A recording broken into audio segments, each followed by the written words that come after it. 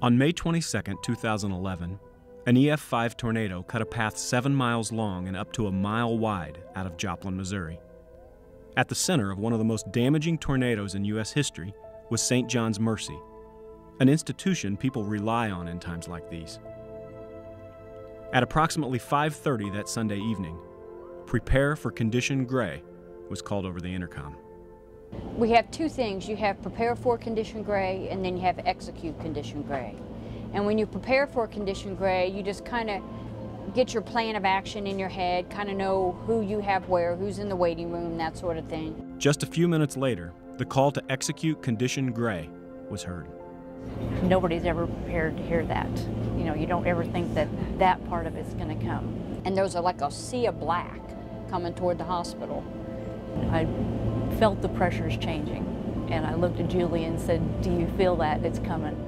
In those few short minutes, St. John's Mercy went from a health facility prepared to care for patients and victims of the tornado to one of the biggest damage centers at the epicenter of the storm. And at that time, I felt a big push. Wind blowing, the ambulance doors blew open. Equipment, beds, carts, debris, ceiling tiles falling in. And I could remember we were crouched down and the bed was flapping up and the patient was in the bed with the baby in her arms and the dad was trying to hold on to him, and I started screaming at her to pray. It kind of stopped for just a little bit. But it's not a I'm done stop, it's a weird stop. The next thing I know, that's when the backside of the tornado hit. At that point, I can actually feel myself almost going out the window. But actually, when it was going through the second time, I had my cell phone out, and I was under the desk, and I was trying to call Freeman's, because I'm like, you know, I need to let them know we're hit, this ER is down, we can't take patients. But the cell phones weren't working. With communication out and people pouring into the ER doors from neighboring buildings, nurses and other clinicians had to make quick decisions about how to proceed. Initially, for the first like 2 minutes, the interior phones worked. And I called PACU, I got through to them, and I said, "Do you have walls and a ceiling, and do you have any water?" And they go, "No, we're dark. You know, we have no power, but we have walls and we have ceilings and we have no water." I go, "Okay, well, we'll come in your way." We didn't know if we were supposed to stay there and wait for someone to come to us. All I could think about was I did not want to die on the 8th floor in a fire. We just started doing triage and, you know, pressure on bleeding, and then we just all sent them to PACU. Initially, I no more thought that the whole hospital was hit. I mean, I really thought I was going to go somewhere in the hospital and set up an ER. After everyone realized that the entire hospital had in fact been destroyed and that there was nowhere safe to go, the decision was made to evacuate the building. We have a pediatrician, Dr. Sherry Smith. She must, as soon as she heard the tornado hit the hospital, she showed up with her van, and we loaded up all the moms and all the babies and took them straight to Freeman. And then we put them into ambulances, 6, 7, 8 people at a time. And the most injured went to Freeman's, and then the others went to Memorial Hall. In approximately 90 minutes, all patients and staff were safely evacuated from the building. Remarkably, only 5 patients and 1 guest were killed during the tornado, despite the damage sustained. You know, everything was about as bad as you can imagine, short of a nuclear bomb, but people forgot about themselves and did what was important to get the patients taken care of. But there were some tremendously courageous people that were just doing the right thing. Dr. Risco arrived on the scene shortly after the tornado, and seeing the damage to the hospital, he knew they were going to need a safe place to resume operations. The citywide disaster plan says that we're to go to Memorial Hall. My concept was, when I got there, I had this big empty room and some banquet tables, and my thought was, let's try to physically recreate the emergency room as it's laid out geographically at St. John's, so that when people come in, we can say, well, that's cardiac and that's pediatrics and that's OB, and that way we can also put staff and supplies along that way. Once the hospital had been fully evacuated, it was clear that many of the surrounding medical facilities, both established and newly created, were being quickly depleted of supplies. People were starting to work to try to gather supplies to do what we could do at Memorial Hall. Because we know Freeman's needs it, we know Memorial Hall needs it. So we're taking out monitors and drugs and IV fluids and everything we can get.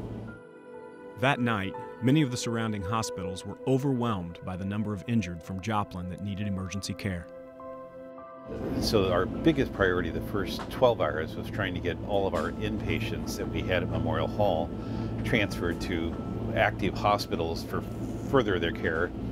They were transporting by ambulances to the airport, and they had multiple aircraft flying these people to Wichita, Kansas City, Springfield, and just moving out the criticals. And like I said, we were loading up buses of the moderate injuries and shipping to Cox and St. John's and Springfield. There's a certain comfort level in terms of the intensity of patient that you take care of, and I know we pushed that to the max at some of the outlying hospitals. Over the following 24 hours, as things began to stabilize, St. John's began to think about how they were going to continue to provide care to a community under these new circumstances. Most of us that were scheduled back on went back to work that morning at 8 o'clock, and we're at Memorial Hall seeing people. We saw 160, 200 people daily, usually out there at Memorial Hall. And it was kind of a good way of nursing because there's no charts, there's no charging. You know, we see you, we treat you, and you go on your way. It was just back to the art of nursing. It was excellent. Besides the walking wounded and people that we had to take care of from the tornado, the usual number of patients that we would normally see in the emergency room, plus the hundreds of patients that we had whose doctor's offices had been destroyed, who had no prescriptions, who needed refills, who needed immunizations or shots. And so I quickly realized that if I let all those people get down to the floor, we were going to be overwhelmed. So we had a couple very, very good nurse practitioners that we were able to place in a little island off the entrance of the Memorial Hall.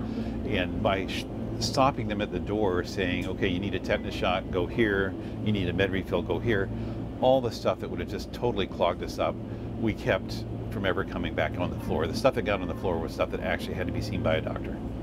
We were providing care at Memorial Hall, and we're seeing a lot of patients there, but there was no privacy. It was just a big open, gymnasium floor basically. So we had to hurry up and move to the next phase of this. And so the Missouri DMAT came into the convention center where we had set up, and they told me that they had this, and then we went and told Lynn, we think we might have a way that we can get our hospital back up and moving sooner than later. And he said, okay, let me hear it. And we said, well, Missouri DMAT has a mobile medical unit or a tent that's set up that they've been doing maneuvers in. And he just kind of sat there a moment and he said, a tent? And I said, well, yeah, because that's what the military uses. Let's go see. It was awesome. He goes, okay, let's go get in the car. Mike, you got your truck, let's go. So we got in the car, and Dr. Dodson and Mike and Lynn and I went to Branson, and the MMU was set up. We looked at it. We thought, you know what, we can make this work. Over the course of the following week, many different crews from many different organizations would work tirelessly to erect the mobile medical unit and see it begin operation only 1 week after the tornado. On Wednesday, the unit started arriving, and Wednesday night at 1 a.m. that unit was completely set up, and it was largely due to the phenomenal help of the Missouri National Guard. There were lots of pieces to that. A mobile medical unit is really only a tented structure. It has no real sophistication to it other than beds. And we were able to add lots of sophistication to that. We contacted our IT department, and we told them that we wanted to come back on Sunday, and when we came back, we wanted to come back with the electronic medical record fully functioning. We opened on Sunday, a week after the storm at 7 o'clock in the morning, and had the first patient within minutes, the first ambulance delivery. And so we opened the mobile medical unit with about 25 emergency room beds, 8 ICU beds, 2 operating rooms, a cath lab, a CAT scanner, an MRI, a dialysis unit, 30 inpatient beds. And it was an interesting week to see all the things that came together, medical gases, electrical connections, the supplies and the housekeeping and all the things you just take for granted every day that you work in a brick and mortar hospital, and how people work through that, figuring out how this is going to work in this environment. The MMU served its purpose well, to provide immediate relief from the strain put on Joplin's healthcare providers with the absence of St. John's. But it was a temporary facility, not meant for long-term use. The MMU was small, not a lot of space between the beds. There was no privacy. There were no restrooms. There were no doors. Anytime anybody said anything, the whole place heard what was said pretty much. There was really no room for supplies, so we had to do makeshift carts and things like that for supplies. It was tough. The generators, we had no electricity for I think about 7 to 10 days before we had electricity hooked up, so we had to use generators, and they were loud. Before you could work there, they had to take you through and show you what everything was, and they formalized that, so people had to come through a little break-in session to say this is where everything's at, this is how it works, and the safety parts of it and how to keep the patients safe. So right off the bat, I told my directors, we're not going to work our staff more than 6-hour shifts. Then I told them, don't keep patients very long. We'll get the patients in the emergency side, we'll treat them, and then we'll transfer them. We were in that facility for 120 days, and during that 120 days, there were 1,070 patients that were admitted and discharged through those 30 beds. There were 250 operations done in that 120 days. There were, I think, 7,500 emergency room visits in that 120 days. And we also did outpatient labs and x-rays and CAT scans, and I think that number was about 8,000. So an amazing volume through a tented facility that was really meant not to have that kind of volume. The plan started coming together for the second stage in this post-disaster recovery plan, a 30,000 square foot facility constructed from portable buildings. As part of the requirements for this facility, it was decided that this building must sit on the same area as the MMU already did.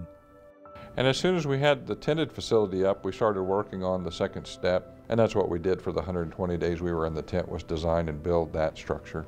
We had absolute deadlines on what each part would be, and we made every deadline. In fact, we're a little ahead of the deadlines.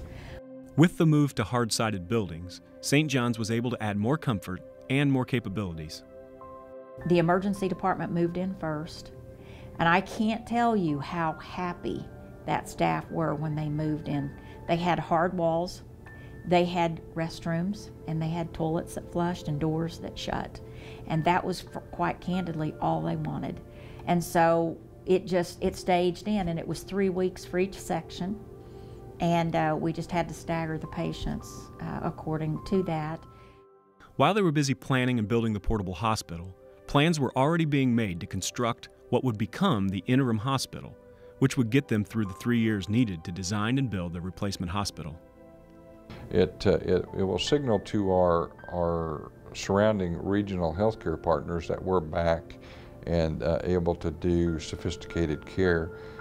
We still won't have as much capacity, but I think we've done a lot in the last few weeks and months since the storm to talk about how we improve our efficiencies so that we can do more in fewer beds.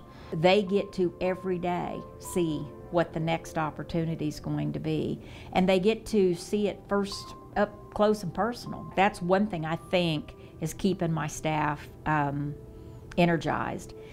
We've been real careful to make sure too that they see drawings and that they get to participate. You know, we're moving at a pretty phenomenal rate of speed. From May 22nd until April 1st, we will have functioned, developed in 3 hospitals, all uniquely different, all have their own unique challenges and/or opportunities. And it's pretty amazing. If someone would have told me that several years ago, I'd have never believed it. And then when you think about building a new hospital in a 3-year period of time. That's a pretty phenomenal thing too, because that's normally 3 to 5 years to plan and get it all laid out and then move forward. We're taking what normally takes a 3 to 5 year period and putting it in about a 3-month period of time. And it's energizing. The team at St. John's has been busy since the tornado, compiling lessons learned and evaluating how they can better prepare for the next time severe weather strikes. You never think it's going to happen, but it did. And I have to congratulate the staff. They did an incredible job. I think our disaster plan probably didn't go far enough, but people were trained well enough in the disaster plan that when they had to make decisions that weren't contained in the plan, they made good decisions. And that happened in many different places on the night of May 22nd and in the following 24 to 48 hours. You know, the nurses scrambled as best they could upstairs, you know, to get people, you know, with the ambu bags to get them, you know, ventilated, because there's some of the ventilators that have packs on them, but not very many at all. And they only last for so long. You think about, well, we've got backup generators, you know, and our generators kicked in for seconds. That was it. And then the generators were taken out too. I know there had to be, you know, some sacrifices in places that had we had battery-powered stuff, that wouldn't have to have happened. You just don't have enough hands, you know, to do everything. Essentially at St. John's, we had one door in the front and one door in the back. We had no windows, we had no safe room, we had no place to escape with the patients to. And somewhere in this great design, we need to remember that we're in a tornado corridor, and we need, you know, it would have been not unimaginable that helicopter could have wound up smashed against our double doors. It very well could have. 50 feet to the side were 2 giant oxygen generator cylinders. You know, a lot of things that you think about, but you had a helicopter, you had a fuel repository, and you had 2 giant oxygen cylinders, not a prescription for safety. One of our patients said to us, it's really important that everyone have shoes, because there was glass everywhere, and those people had to walk downstairs that could walk, and they didn't have shoes. The hospital needs to be safe. You need to imagine the worst. You need to plan for escape. You need to plan for evacuation. In this tornado, no cell phone coverage for 72 hours. No landline coverage for longer than that. I had my son go home, and I had like 30 Motorola walkie-talkies that I'd accumulated over the years. That was our lifeline at the Memorial Hall, were those walkie-talkies. It became very apparent very quickly with the number of people that were injured that in order to keep track of who someone was, we had to use indelible ink and literally write on their chest or their arm vital signs, who they were, what was going on. The one thing about that, it may seem to be inappropriate to write on somebody, but the truth is, in a mass casualty, that doesn't leave that person, and so identification becomes much easier, and the patient is safer, frankly, by doing that. Something as simple as a portable generator that's maintained, that can be kicked in. You know, we would like to be able to work with our state and, frankly, the nation, and look for things that how could you maybe avoid if you were totally devastated, such as we were. Maybe the state or the federal government should have in its stockpile some ability to pull a building out and put it up as rapidly as we're putting up our component hospital. Redundancy in how you build your hospital. You know, as we build our new hospital, we need to identify a lot of pieces that are redundant, so that if we lose power or we lose a generator or we lose whatever, that we have a backup opportunity. You know, I've told people this over and over, and I do believe very strongly that one of the things that made our evacuation so successful was that our staff actually had to physically move people in one of our disaster drills, and they had to bring them down stairwells, and they had to identify where they were going to take them once they got them out of the building. Though the rebuilding process continues today with the goal of opening their new hospital in the spring of 2015, they have not lost sight of the most important thing throughout all of this: the patient. I think the patient satisfaction has been probably as high as it's been in a long time. And I think a lot of it has to do with the staff are more in tune. You know, we've told them over and over, patients don't have to come here. They can go somewhere else. To ask our patients to come into a tent and ask our patients to come into a modular facility, for them to continue to keep coming back speaks volumes. And we owe it to them to make it as convenient and as customer friendly as we can possibly make it. So I think that staff are more in tune that to know that people have choices.